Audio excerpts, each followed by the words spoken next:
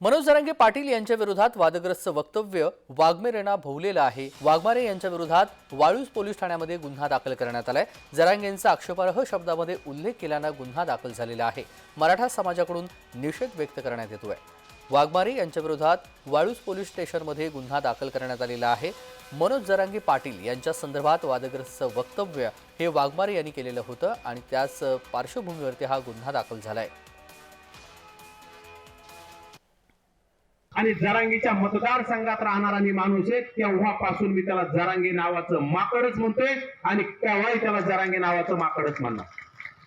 कारण त्या जरांगे नावाच्या माकडाचा कुठलाही अभ्यास नाही, संविधानाचा अभ्यास नाही, समाजकारणाचा नाही, राजकारणाचा नाही, फक्त जाती जाती भांडण लावण्यासाठी तिथं ते शरद पवार असतील आणि जे जातीवादी मराठा नेते असतील त्यांनी सर्वांनी तिथं आंतरवाली साठी त्याला बसवण्याचं काम केलं।